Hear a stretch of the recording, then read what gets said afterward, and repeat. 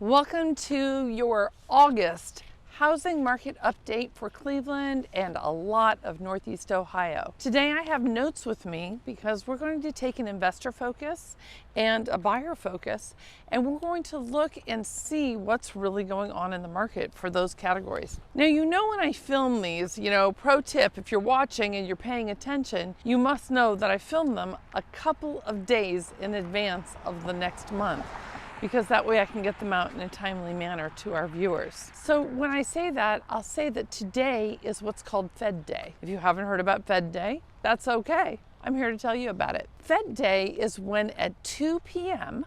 the Federal Reserve announces the new interest rate. And it doesn't mean it's the mortgage interest rate. It is simply the interest rate. Now, that interest rate typically governs the mortgage interest rates, meaning that once we have the general interest rate, the mortgage interest rate tends to follow. You might have seen, if you're on Twitter or you're on the news or you're watching just, endlessly scrolling on your phone, not that I've ever done that, you might notice that a lot of people are predicting a lot of interest rate rises, interest rate hikes, as they like to say, from the Fed. So we have today, in Cleveland, Ohio, as you can see, I'm outside. It's beautifully sunny. Sorry, but I gotta wear the sunnies because otherwise I'm just gonna be all squinty. But we have what we really can only call the hot pause summer. So hot pause summer, what does that mean? Well, that means that the Feds froze the interest rates for a good long time this summer. But here at the very, very tail end of July, on Fed Day, again at 2 p.m., most of us are expecting that the interest rates will actually rise. Do we know? No, we do not know. It is simply a prediction. We will have to see what the Feds say when they do their thing here on Fed Day. So when interest rates rise, a lot of buyers get really nervous, and buyers are always trying to time the market. Well, frankly, sellers are too. I guess anybody who's involved in any form of real estate is probably trying to time the market. We'll talk about that when we get back inside. I want to read you something I think is really important, and it happens to be a tweet. Now, I know it feels funny to print out tweets. Who prints tweets?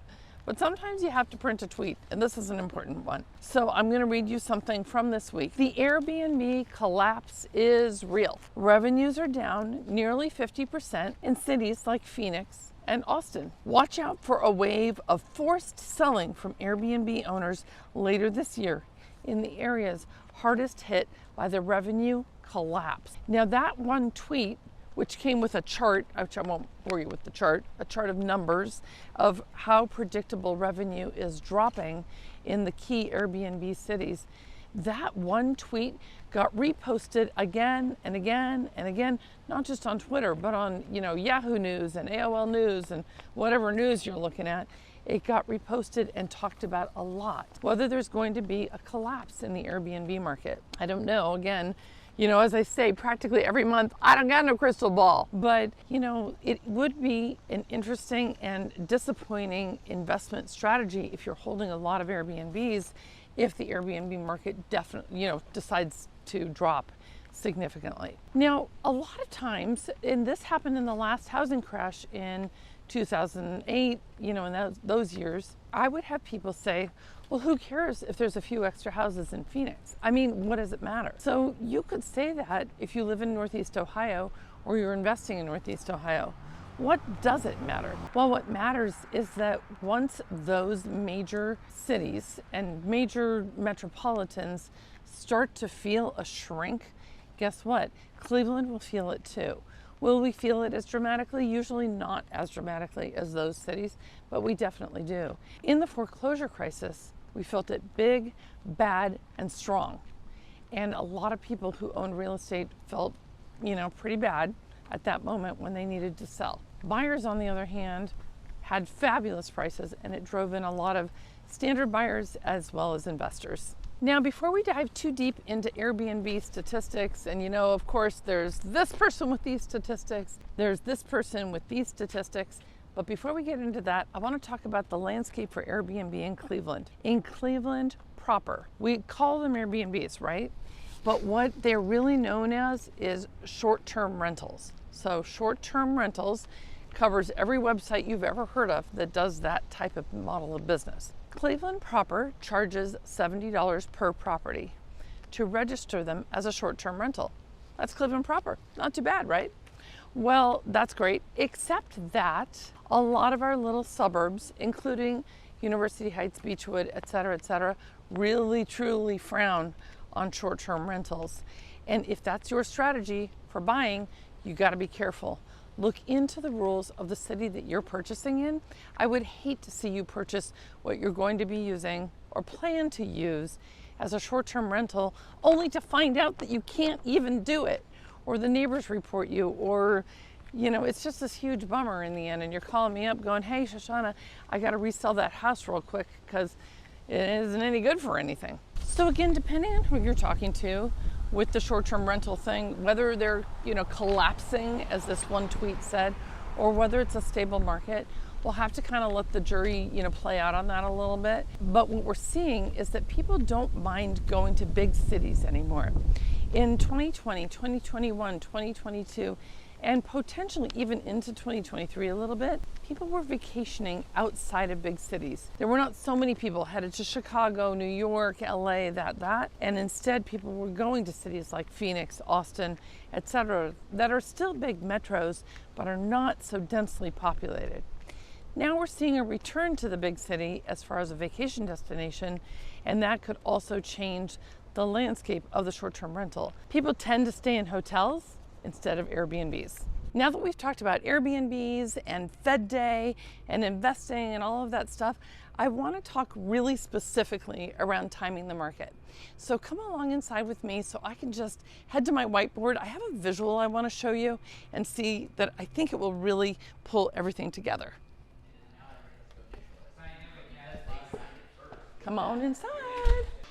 Okay, you've been to our office before, by the way. It's a very cool place. Okay, come here. Whiteboard's over here. Don't worry, we're getting there. I've got a visual I want to show you specifically about timing the market. What happens when you try to time the market is, usually, you get it wrong. Not just you, but me. We all do. I can't explain the number of listing appointments I went on in, call it 21, 22, 20 even, where people said, maybe I'll wait till next year and prices will be even higher. And I was like, they could be, but they could also be lower.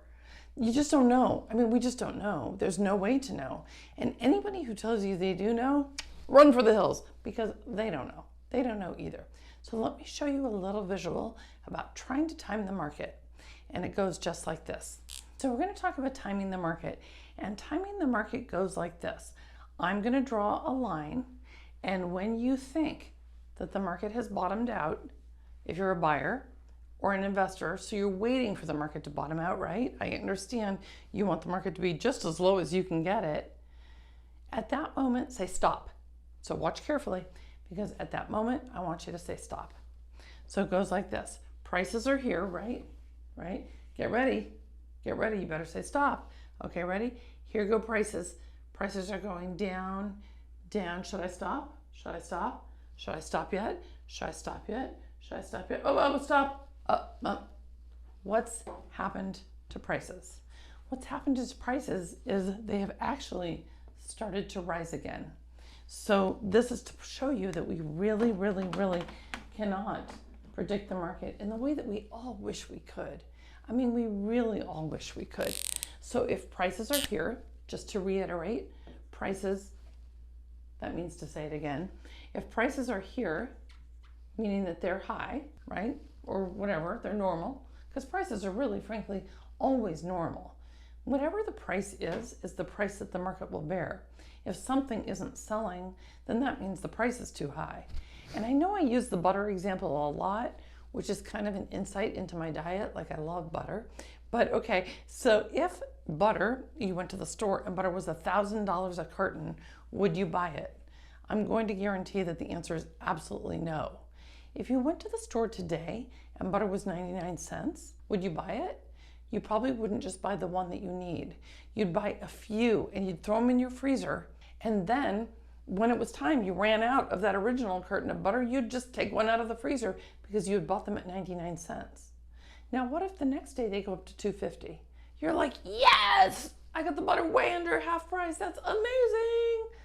What if the next day butter went to 50 cents? You'd be like, man, I bought it a little bit high because you were trying to time the butter market. And we play these games with ourselves all day long. But in our housing market, what we're looking at is this. Prices are here.